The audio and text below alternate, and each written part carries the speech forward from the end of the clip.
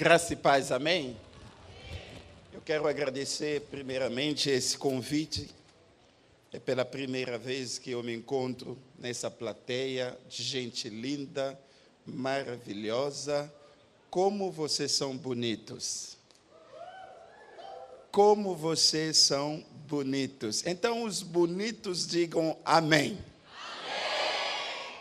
E os feios podem ficar calados, não tem problema não.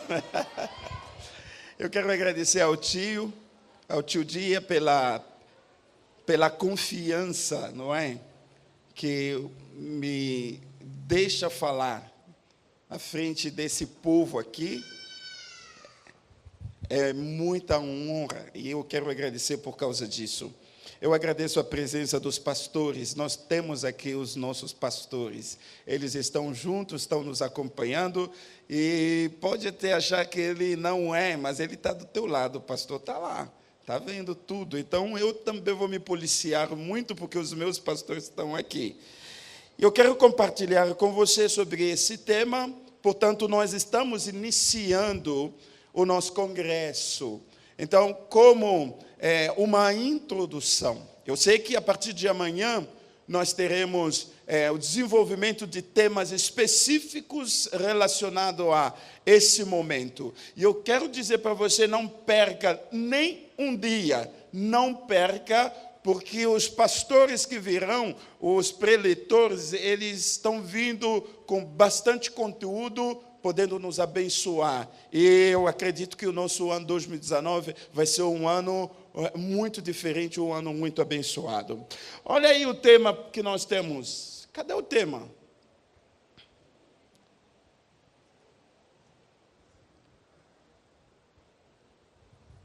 Sumiu. Você não é todo mundo. Você pode dizer comigo esse tema? Vamos lá? Então, diga para o irmão que está do seu lado o tema. Fala para ele.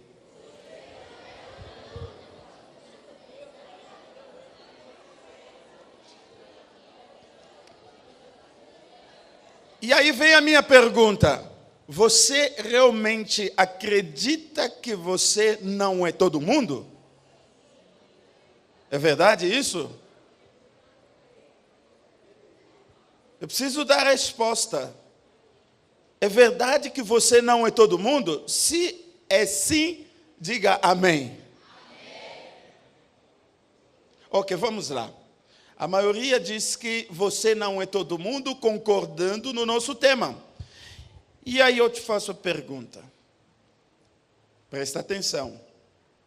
Se você não é todo mundo, quem é você é?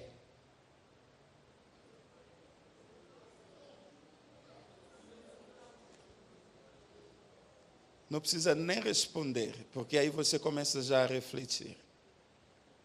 Eu quero trabalhar sobre quem é você. Tem muitas pessoas na vida que não conseguem enxergar quem é, na verdade, ela é. Você vai encontrar amigos que vivem na confusão da sua própria identidade, do seu próprio eu. E hoje eu quero, sim, como objetivo da minha mensagem, pensar junto com você sobre essa problemática, quem eu sou. Na verdade, é uma questão existencial, é uma questão que um dia da sua vida você vai parar para poder responder, porque um dia na minha vida eu também fui confrontado com essa pergunta. Segundo objetivo, eu quero definir, junto com você, as bases de uma identidade. Portanto, quando eu quero saber realmente quem eu sou, eu estarei caminhando na rota de descobrir qual é a minha identidade. E nós sabemos que a identidade é o conjunto de características que distingue uma pessoa de outra. São características que nos individualizam, que faz com que você seja você, que cria a nossa personalidade. É tão interessante pensar sobre esses aspectos, e eu achei bacana o tema, e eu quero sim trabalhar junto com vocês acerca disso. Um dia, Jesus estava com seus discípulos, e ele usou essa questão existencial, perguntando para os seus discípulos: quem as pessoas dizem que eu sou? Até Jesus precisou um dia ter o respaldo da sua identidade. Quem você é? Tem um X9 aí escondidinho, tem uns que usam máscaras, tem pessoas que dizem são, mas que não são, tem pessoas que às vezes professam, mas de fato e na verdade não são assim. Jesus perguntando para os seus discípulos, pessoas que sempre estavam junto a ele, ele diz: quem as pessoas dizem que eu sou? Como eles erraram? Não, uns dizem que tu és o Elias. Jesus não é isso. Outros dizem: tu és um profeta. Lamentavelmente, as pessoas não conseguiram encontrar a verdadeira identidade de Jesus, assim como as pessoas se enganam sobre a nossa identidade. Às vezes tem alguém que chega aqui e diz: eu sou cristão. Aí todo mundo, tem uns, né, que são fariseus, que andam com as Bíblias bem grandes assim. Quando chegam, aí todo mundo, chegou o fulano de tal. Tem uns que têm muitos anos da igreja, mas que realmente não são convertidos. Então, a questão da identidade é uma questão crucial. Na vida de vocês, jovens, adolescentes, vocês precisam acertar o ponto da resposta de quem você é. A identidade vai junto com o seu nome. Pois muitas das vezes nós confundimos identidade e nome. Quem você é? Eu sou Pedro. Não, isso não é minha identidade, isso é o meu nome. E essa pergunta eu gostaria de trabalhar junto com vocês para que cheguemos a não errar como os discípulos erraram, pois o Pedro acertou, e quando Jesus disse: tudo bem, ninguém acertou do que os outros dizem. E vocês que sempre estão comigo, quem que você diz que eu sou? O seu pai pode errar sobre a tua identidade, a sua mãe pode errar sobre a sua identidade. Os seus melhores amigos podem errar sobre a sua identidade. A sua identidade está em Cristo. Em Jesus, você vai encontrar realmente quem é você é.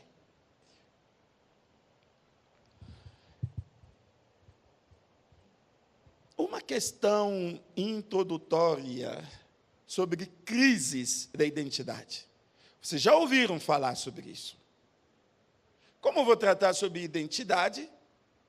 Como eu vou falar sobre você não é todo mundo? Então você, como não é todo mundo, você é alguém.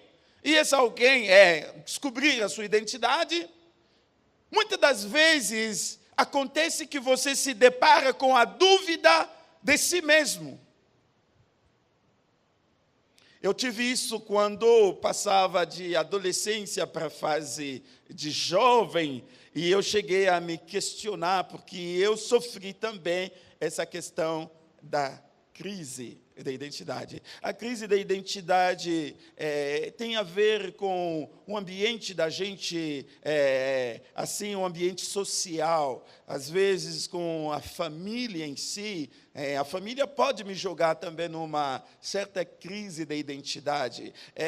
A sociedade, de forma geral, a questão espiritual, a igreja, aquilo que a gente vem aprendendo na igreja. Quando você vai entrar na faculdade, você vai perceber que a faculdade te ensina uma questão que a igreja não te ensinou assim. Você, de repente, entra numa crise. Aí você começa a questionar: quem tem razão? É o pastor ou é o meu professor? Então, a questão da crise da identidade são coisas que nós vivenciamos e são condicionamentos sociais. Não tem como você fugir disso. As crises da identidade vêm através de opiniões que as pessoas põem em cima da sua personalidade. E você vai viver isso. E convém eu falar, pelo menos dando assim, um toquezinho, porque você vai lá encontrar na escola, você vai lá encontrar nas amizades, e você vai, talvez, com os amigos, vendo eles tomar uma cerveja, você já vai entrar na crise. É condicionamento social, porque você vai se perguntar, mas por que ele toma cerveja e eu não posso? Dependendo a quem você faz a pergunta, você pode ter uma resposta correta. Se você fizer a pergunta a um bandidão lá da esquina da rua onde você mora, você vai receber uma boa resposta que vai te enfiar no barzinho da esquina logo a seguir, e você voltará em casa bêbado e bêbada, porque você recebeu uma resposta errada. Às vezes nós temos medo de compartilhar essas questões que são crises existenciais com os nossos pais, com o nosso pastor, com os nossos líderes.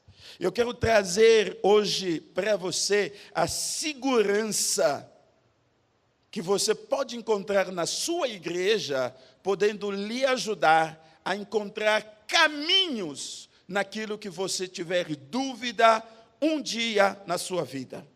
Alguém chega com 12 anos, eu quero namorar. E aí o pai diz, não, você ainda é bem tal. Por que eu não posso se o fulano pode? Condicionamento social. Então a gente se cansa às vezes de deparar com situações, eventos, fatos como estes.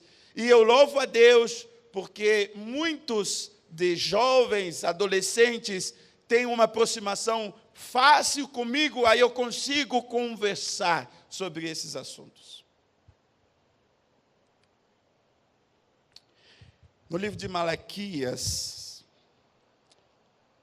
o profeta diz que haverá uma diferença entre os que servem a Deus e os que não servem a Deus.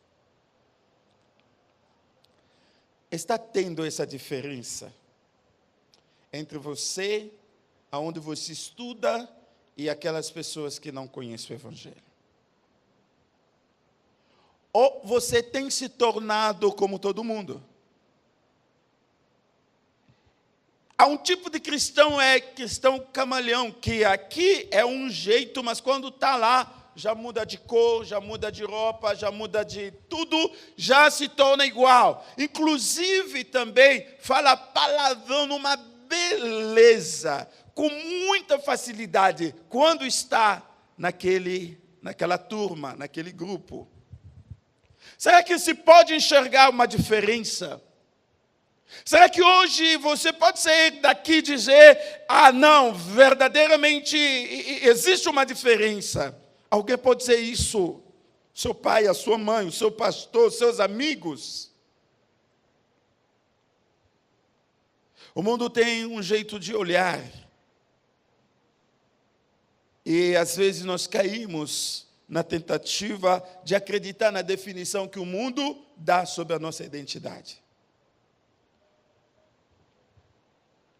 Quando eu era jovem, adolescente,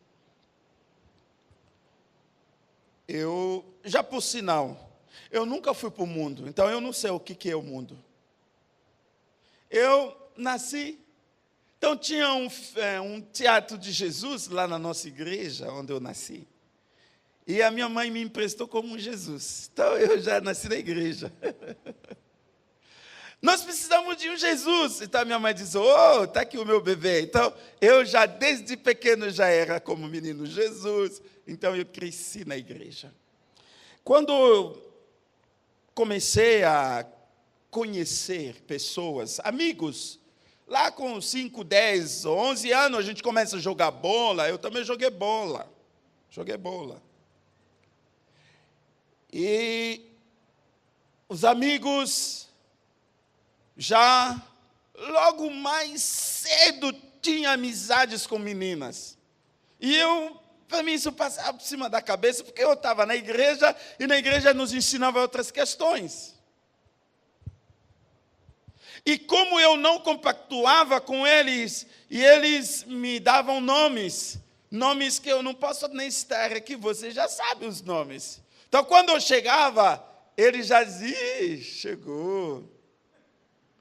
Então, mudava todas as conversas. Mas eu estou aqui, servindo a Jesus. A maioria deles, no mundo das drogas, nas coisas que não prestam. Eu vejo eles, às vezes, quando fazemos alguma viagem, nos encontramos, e eu me vejo muito mais jovem. Um deles até me falou, você não está envelhecendo, você é muito mais...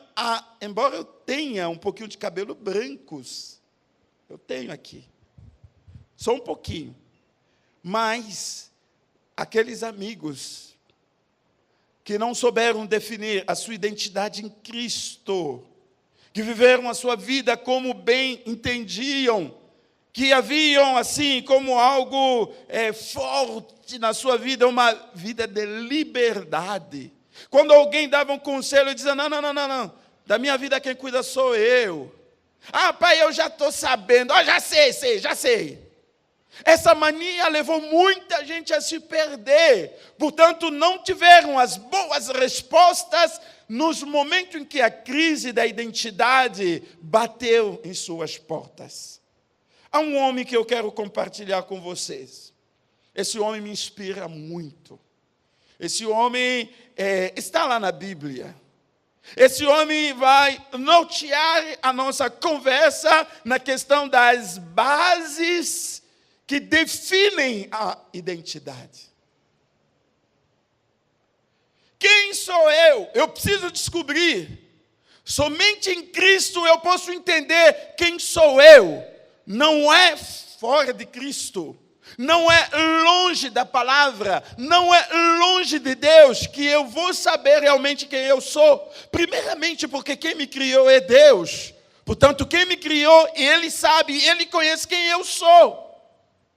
Eu posso errar, as pessoas, amigos, os meus pais podem até errar na questão da minha identidade, mas Deus nunca vai errar. Portanto, vamos na palavra de Deus, para que nós enxergamos alguns pontos que são bases, que fundamentam a questão da identidade. Hebreus capítulo 11, a partir do versículo 24 até o verso 25. Tem como projetar os textos bíblicos? São 2 versículos, é fácil da gente ler, da gente decorar.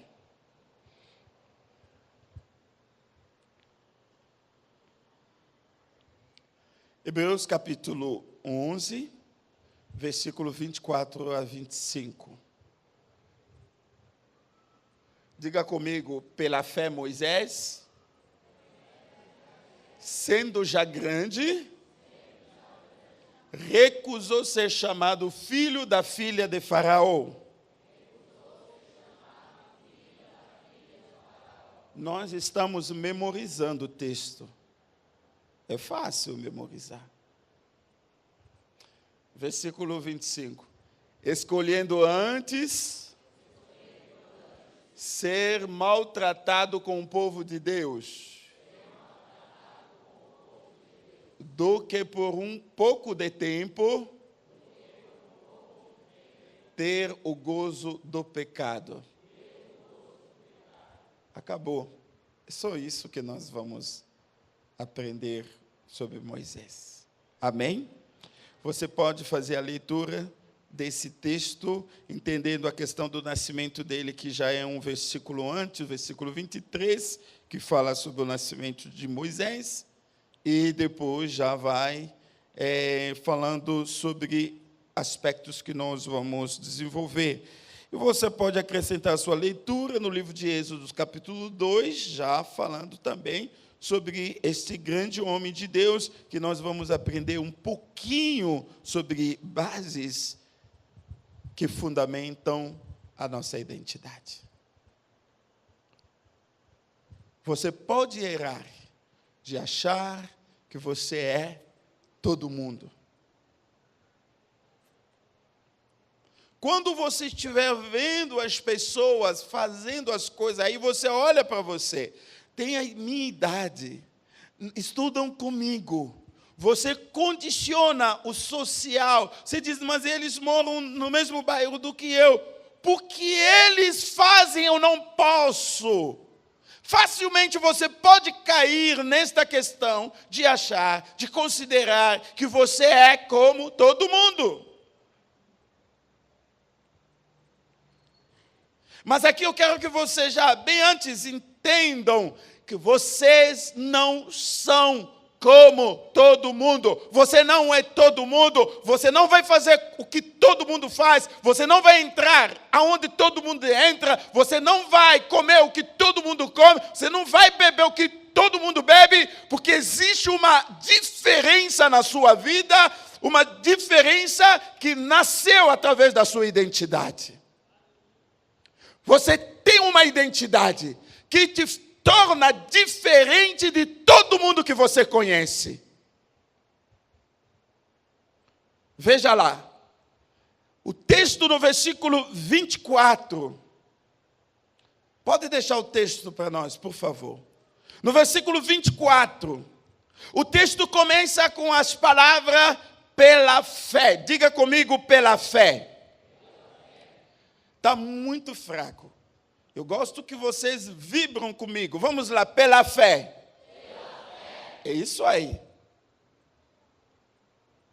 A fé, começa esse texto, assim como outros versículos que estão no livro de Hebreus capítulo 11, ligando o acontecimento, às pessoas com a fé. A fé é o ponto de partida. É aqui que tudo começa. A fé é o ponto de partida também na sua vida. Eu não estou falando da fé que eu tenho fé como confiança. Eu estou falando da fé que é um conjunto de ensino, de doutrina, de aprendizado que você tem pela religião que você segue. Você não é cristão? Você não é da igreja? O que a igreja ensina a você? Aquele corpo de ensino que a igreja, todos os domingos, na quarta, na quinta, na sexta, o pastor debruça, estuda, prepara para ensinar. Isso faz parte da fé. Moisés tinha uma educação. Não simplesmente uma educação que nós dizemos da casa de Faraó, aonde ele cresceu, mas ele também teve uma educação a partir da sua mãe. A mãe de Moisés passou a Moisés as verdades que ela professava. A mãe de Moisés certamente disse para ele, Moisés, você está vendo, quase não tem menino da sua idade, porque todos os meninos morreram, mas eu não quis matar você, porque o meu Deus, Ele não deixa que nós matemos. Então eu guardei você, eu protegi você, porque você era tão formoso, eu não quis perder você. Com certeza Moisés ouvia a sua mãe e ele já começava a ter uma questão de dignidade da pessoa humana e ele desenvolveu isso na sua vida. Curiosamente, quando o assunto é estudo, quando o assunto é ensino, nós não queremos participar. E nós estamos esquecendo que a base da nossa identidade parte do ensino, parte da educação, parte daquilo que nós ouvimos, parte daquilo que nós estamos bebendo. Se você ainda não está bebendo da palavra de Deus, você estará com muita dificuldade na vida, na hora de escolher quem casar, na hora de escolher qual emprego para você que seja melhor, na hora de decidir sobre algumas questões importantes da vida. Você não vai ter a base em que possa se alinhar para uma decisão correta. A fé vem pelo ouvir, e ouvir do que dá? Da palavra. Eu preciso que o povo tenha fé. É preciso que o povo de Deus tenha a fé. Não a fé para ter uma casa própria, não a fé para comprar um carro, não a fé para viajar para a Europa, não a fé para, não sei, ir para os Estados Unidos, mas a fé de conhecer a Deus, a fé de conhecer a palavra. Esta fé é fundamental para a construção da nossa identidade. Quantas pessoas frouxas na vida da igreja, até com 10, 15 anos de igreja, só conhece costumes da igreja e não conhece a palavra. Quantas pessoas se desviando dos caminhos de Deus. Ah, mas ele batizou, por que não permaneceu? Porque ele não bebeu da palavra, ele não criou raízes, ele não formou a sua identidade naquilo que realmente pode sustentar a sua vida em momentos de crises, em momentos de luta. Então, logo apareceu uma proposta, a pessoa já se foi. Diga comigo, fé. Mais uma vez, fé.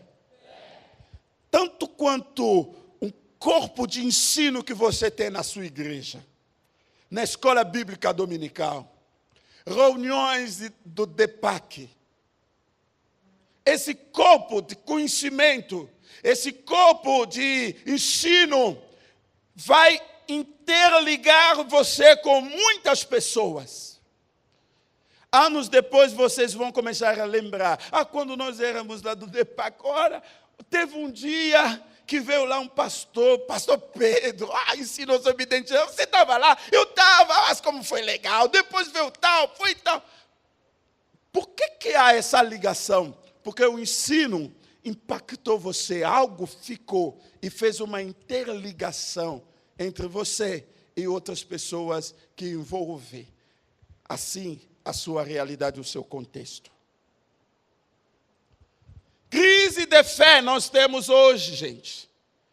Tem pessoas com muita fé para ter as coisas desse mundo, mas com pouca fé para manter essas bênçãos quando chegam. Só que a fé que mantém é o ensino da palavra de Deus. Amém? Quando você foi muito bem doutrinado, quando você foi muito bem ensinado, sabe o que vai acontecer? Tempestades vão chegar, os problemas vão vir, vocês serão como uma casa construída em cima de uma rocha, assim como Jesus dizia. A sua fé não vai se abalar diante de dificuldades. Você vai viver firme, porque você tem realmente a sustentação da sua identidade através do ensino, que é a fé que você professa. Você não percebe que quando você chega na escola, no meio dos amigos, aí cada um vem falando sobre um assunto, quando você abre a boca, você fala sobre Deus, você fala sobre o assunto como Deus disse. Aí o povo já fala, chegou ele, né? Esse aqui é evangélico. Essa é evangélica. Às vezes você nem chegou, o teu chego foi já antes. Aí, o evangélico chegou. Você se sente mal com isso? Não é preciso se sentir mal com isso. É motivo de honra, é motivo de glória. Isso significa que a sua identidade está sendo conhecida no meio dos seus amigos.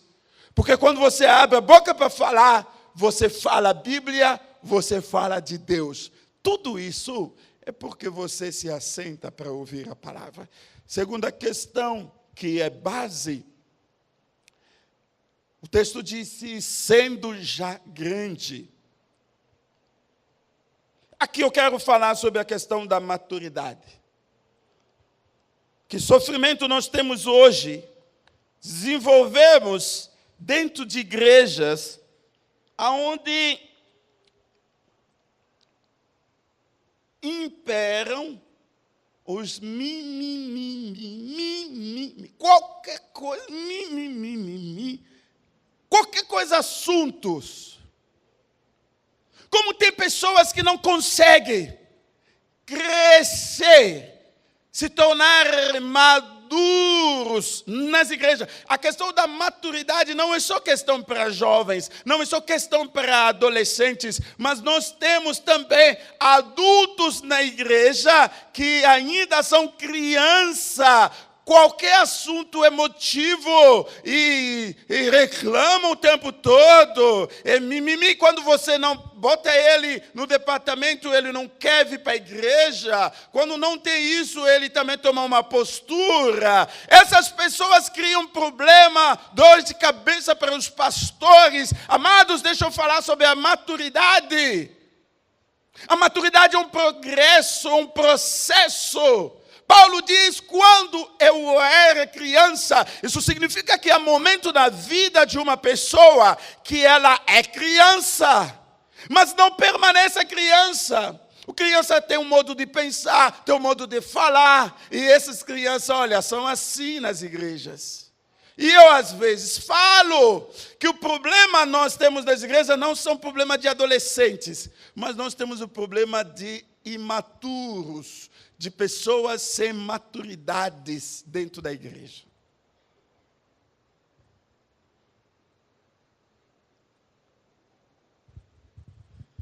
Você sabe que uma criança não tem opção. Você chega numa criança e fala, você quer chocolate? Sim. Você quer viajar? Também quero.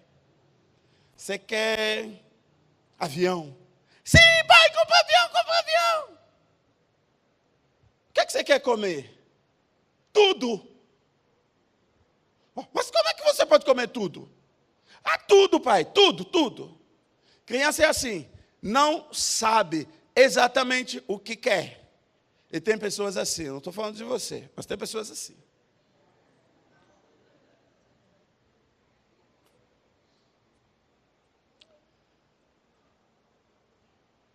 Criança chora à toa.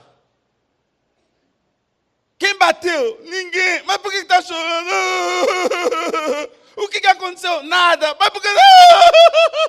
Chora à toa. Reclama à toa.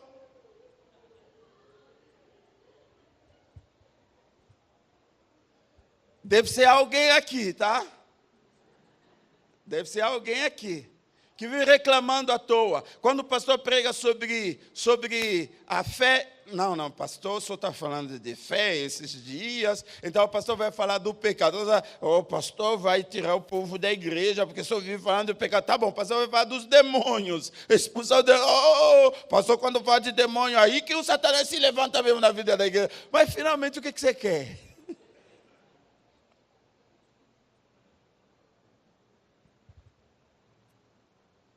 A maturidade cristã é assunto que não deve faltar nos nossos púlpitos, na nossa vida na igreja, em meio a jovens, adolescentes. É preciso falar sobre essas questões para que as pessoas amadureçam. Jesus, ele não quer que você permaneça criança. Ele quer que você dê passos, e passos que te façam crescer. Podendo dizer, quando eu era criança, olha o modo de pensar. Olha como eu falava. Mas hoje eu não sou mais criança. Portanto, não penso mais como criança, eu não falo mais como criança. Maturidade como chave na questão da identidade.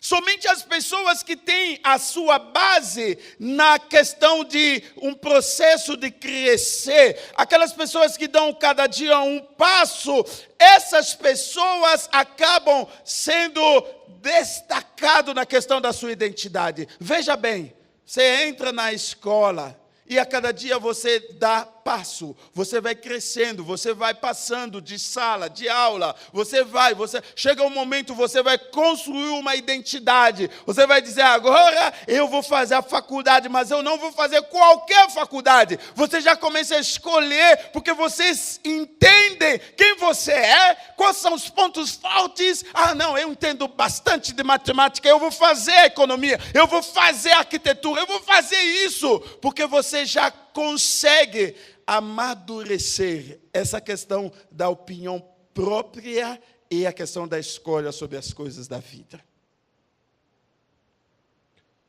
Eu preciso crescer.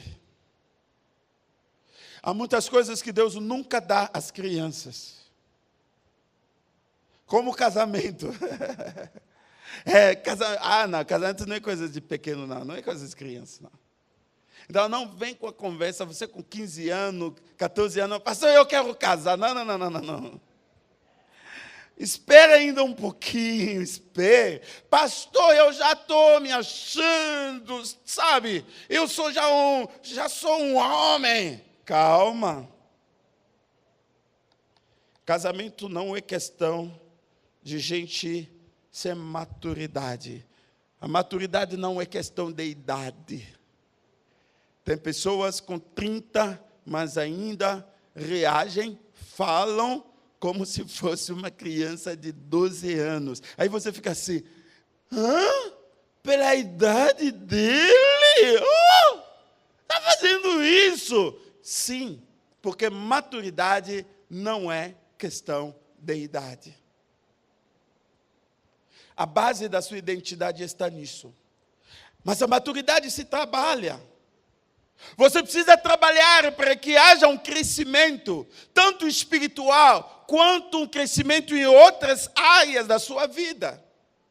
Você precisa amadurecer na palavra, na leitura, na oração. São questões que vão ajudar a formar uma identidade. Gente, a maturidade é chave. Se você começar a trabalhar, se não tiver maturidade, você vai ser demitido. Por quê? Quem não tem maturidade gosta muito de fofocar.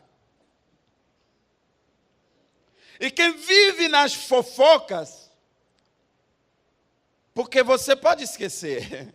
Sabe o fofoqueiro como é que é? O fofoqueiro, ele vem, ele pega o que é do outro. Tá? E vai levar para contar aqui. Só que quando está contando com você, você não sabe que é o trabalho dele. Da mesma forma que pegou de lá para cá, assim vai pegar daqui para lá. E aí o patrão não gosta disso. O chefe não gosta disso, porque você cria uma separação. Isso não existe só na empresa, mas também na igreja. Tem irmãos, vou te contar. Aquela irmãzinha, acorda de manhã, já está na pauta do irmão, na pauta das irmãs. Não, veio fazer o quê? Evangelizar? Não, mas eu já ouvi uma irmã dizer, pastor, eu sou especialista em conhecer o problema dos outros.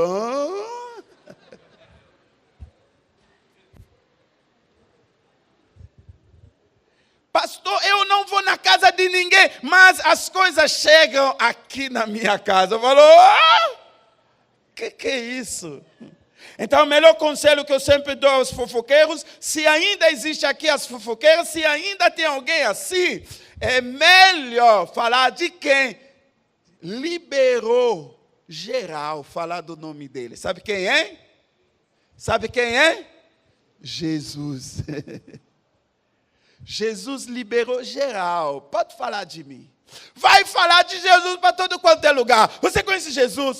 Jesus, ele salva, Jesus abençoa, Jesus liberta. Vai do outro lado, fala de Jesus liberou geral. Fala dele, fala o que ele faz, fala o que ele realiza. E assim você se torna evangelista. Amém? Os melhores fofoqueiros devem ser os melhores evangelistas na igreja. Maturidade como base fundamentando a nossa identidade.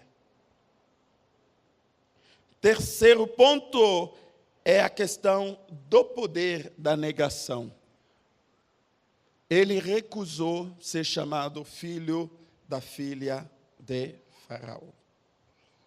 Quantas pessoas conseguem recusar? Quantas pessoas conseguem dizer não? Amados, eu estou falando sobre bases da sua identidade. A sua identidade repousa sobre essas coisas, sobre o fato de que você saiba dizer não. Nem tudo você tem que abraçar, nem tudo você tem que gostar, nem tudo você tem que amar, nem tudo você tem que carregar. Irmãos, coisas que você não gosta, saiba dizer não. Saiba dizer não no pecado, assim como fez o José. Era gostoso. Talvez ele teria uma posição melhor. Talvez ele teria, sabe, aquelas mordomias da mulher do Potifar. Sabe aquela coisa, quando o patrão não estiver, eu vou estar aqui reinando e vivendo ao lado da sua esposa. Que legal. Mas ele percebeu que não era o caminho da sua identidade. Ele diz não. Diga comigo, não. Mais uma vez, não. O pecado, não. Prostituição, as drogas. Nós precisamos chegar neste ponto. De que alguém chega, pode ter até uma boa retórica, pode ter opiniões, sabe, aquela argumentação, mas você olhar pela identidade que você tem e dizer não. Vamos para a balada? Não. Vamos tomar uma cerveja? Não. Porque você sabe quem você é. Moisés me ensina essa questão. Esse poder que existe é negar certas propostas, certas coisas. Dava ibope para ele aceitar ser chamado de filho da filha de Faraó. Dava ibope. Ele caminhava nos lugares, se alguém chegava, você sabe quem sou eu? Não toque em mim, hein? Você sabe quem sou eu? Eu sou filho da filha de Faraó. Dava ibope para ele. Andando por aí, alguém chegando e dizendo, quer falar comigo? Pergunta para o meu segurança. Porque eu sou filho da filha de Faraó. Só que se Moisés aceitar uma identidade que não é dele, ele estaria saindo da rota do propósito de Deus na vida dele.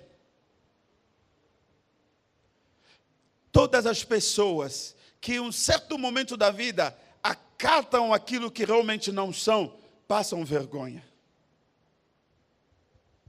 Passam vergonha. Tem pessoas que dizem que moram em tal lugar. Ele trabalha lá em Berrini. Aí os amigos perguntam, amigo, onde você mora? Eu moro no centro de São Paulo.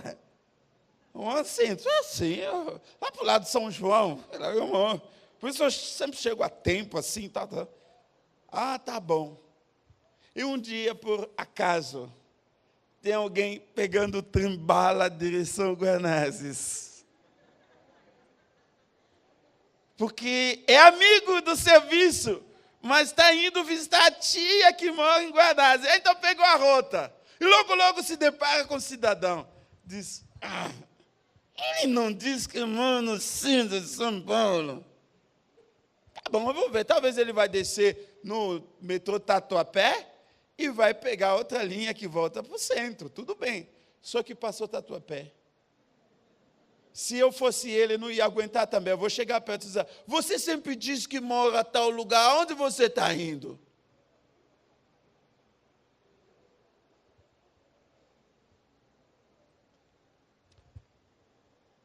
É sempre interessante nós entendermos a postura que Moisés teve, de dizer não, porque eu não sou assim, eu vou dizer não. Eu não sou metido, então você me chamar de metido, eu vou dizer não, eu não sou. Ah, vamos tal lugar, eu não vou tal lugar, não, eu vou dizer não. Você me traz umas propostas, eu vou dizer não. Existe um poder na negação que mantém, que fortalece a sua identidade. O poder da negação nas coisas propostas, na verdade, torna você respeituoso, dignifica a tua vida, porque o povo vai saber que você é um tipo de gente pé no chão. Não é qualquer assunto que te leva, você sabe dizer não. A quarta lição sobre bases da nossa identidade é o conhecimento da história. O versículo 25.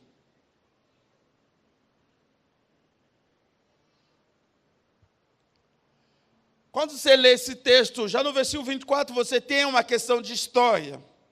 A história diz assim, Moisés, você sabe de onde você veio? Sabe quem é o seu pai, a sua mãe? Sabe a circunstância do seu nascimento? A história diz, Moisés, você é um povo de Deus. A história diz, você tem uma origem. E a sua origem não está nessas coisas. Amado, eu quero dizer que você tem uma história. E a sua história nasceu, sabe, naquele dia que você abriu o seu coração e chamou Jesus a entrar. Começou uma nova história. Você tinha uma história antiga que não prestava. Pois todos que estão em Cristo, a Bíblia diz, são novas criaturas. Então, quando você aceita Jesus na tua vida, começa uma nova história. Você começa a escrever uma nova história. A sua vida com Jesus vai partir de bom para melhor. E ele conhece a história. Um povo sem conhecimento da sua história é um povo sem futuro.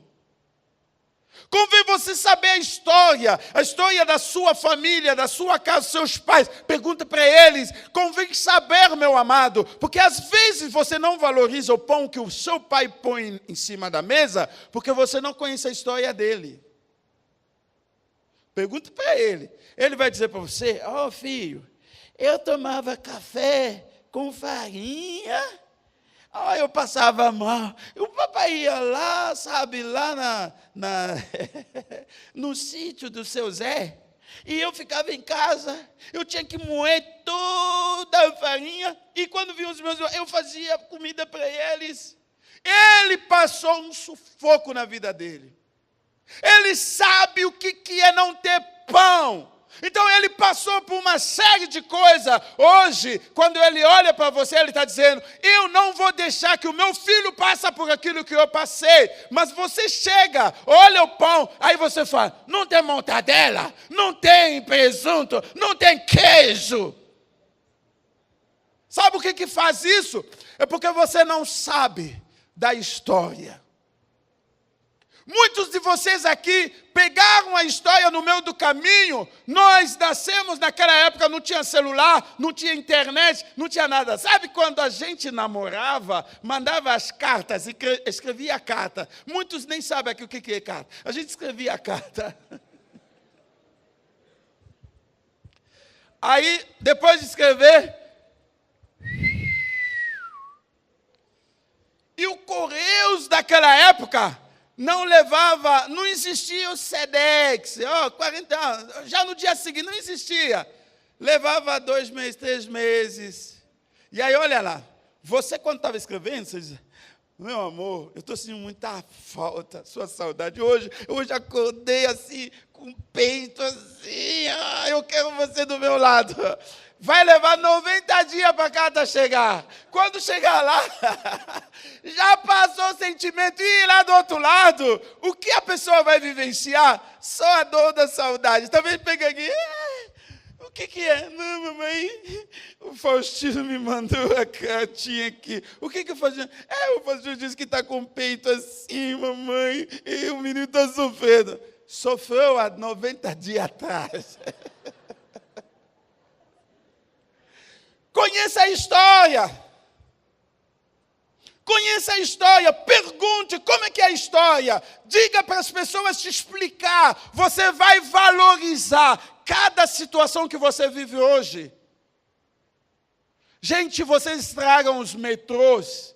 Você pincham assim, vai lá pichando aí nos prédios públicos. Você não tem respeito pela coisa pública, mas você não se questiona que não foi você que construiu, não foi o seu pai, talvez, mas quem fez isso há 200 anos atrás, já morreu, foi o sacrifício de alguém para que você tenha o metrô que tem. Por que não valoriza esse metrô? Por que não valoriza o seu trem?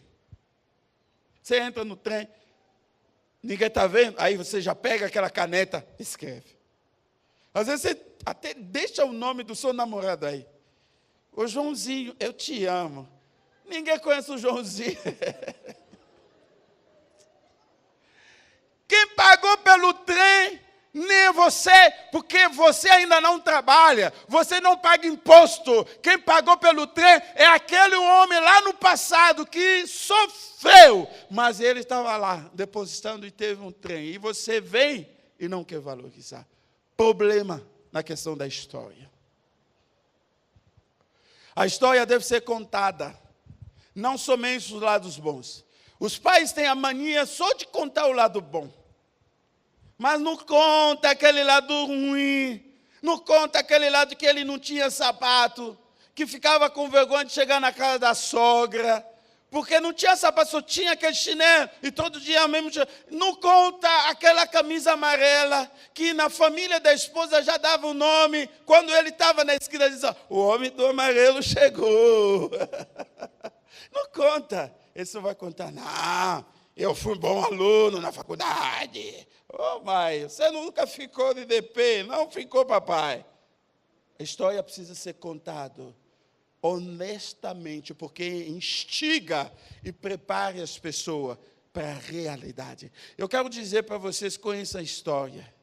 Conheça a história. Amém? Conheça a história.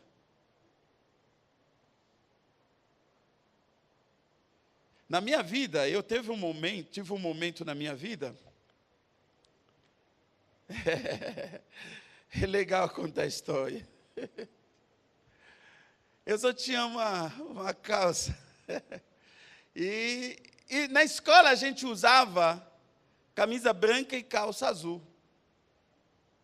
Só que a calça azul perdeu a cor. Então parecia meio branquejado assim. E o ano virava e eu tinha que voltar, mas não tinha mais, não tinha calça azul.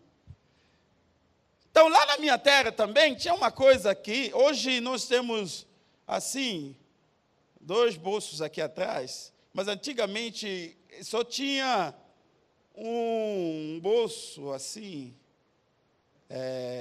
desse lado, eu acho. E calça de mulher era desse lado. Então, eu pensei, falei, eu vou ter que dar um jeito nessa calça. Aí eu levei lá para o rapaz trocar, fazer o dentro vir para fora e o fora vir para dentro.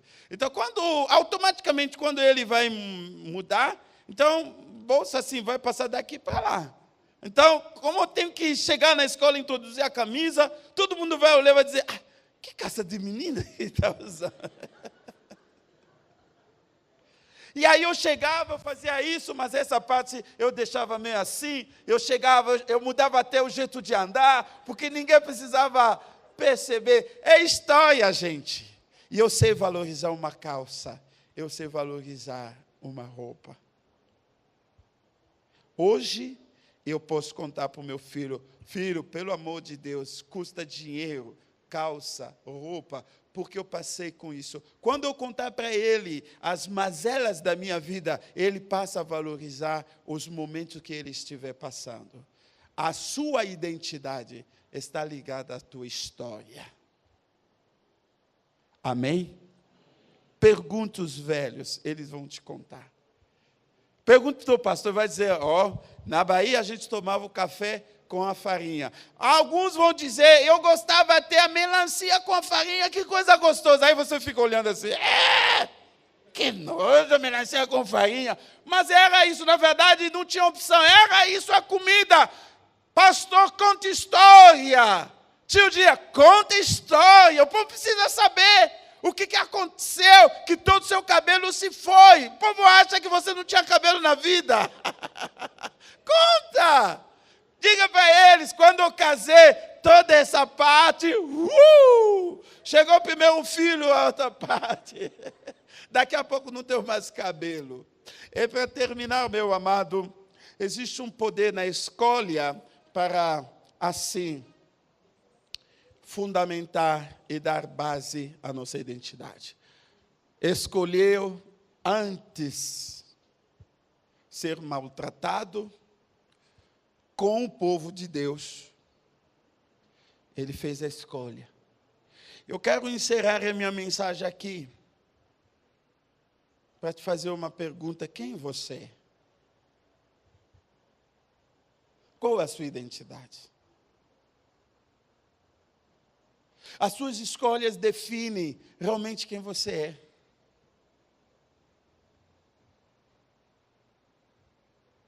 Eu não posso entender um filho de Deus escolher coisas que não tem nada a ver com a sua identidade. Não posso. Eu não posso entender isso. Eu não posso entender um filho na casa do Senhor, um homem de Deus, uma mulher de Deus, um jovem de Deus, um adolescente de Deus, dizer: olha que saudade do mundo. Eu não posso entender isso. Quais são as suas escolhas? A escolha de amizade. Isso parte na questão da identidade. Diga-me com quem você anda, eu direi quem você é. A sua identidade está ligada, assim, nas suas amizades. Você que dizem ser cristão, mas sempre está lá do lado de quem não é, do ímpio. Enquanto a palavra de Deus diz que bem-aventurado o homem que não anda segundo o conselho de quem? Dos ímpios.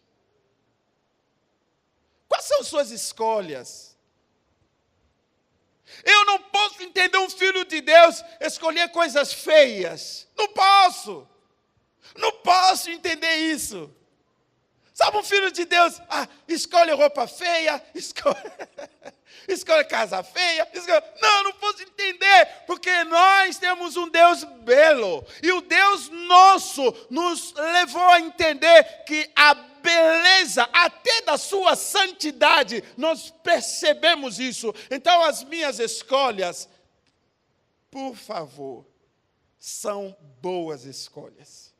Você, para escolher roupa, escolhe a bela roupa que vai glorificar o nome do seu Deus.